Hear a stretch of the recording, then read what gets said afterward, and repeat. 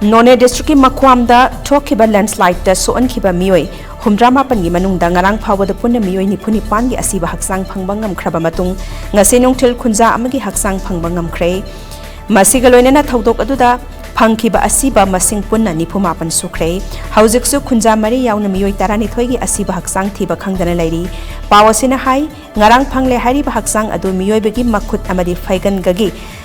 oiba aduguma Sharukshing khaktani haksang saruk khara phangliba mafam adu khunja singna lainaba mafam amani mamangda angangi phanek phi machet amadi kokta puba samga phangkiba adwai dagini hairi phangliba haksangi saruk khara adusu ka hena patta pumthabana maram oiraga haujik thiba khangdan laidiba khunja sing adugi manungda kanagi haksang oigadabanu haiba masak khangdok pangamdri matam kuina asiba haksang sing achot palaibakna phumjin khibana maram oiraga karigumba haksang phanglabasu patta pumtha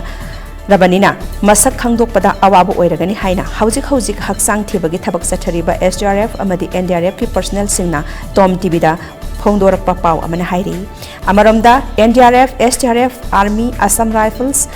Police Fire Service CRPF yauna local volunteers singna araiba pambai sing sizinaduna phangdriba haksang sing adu thibagi thabaksu mapung phana chathari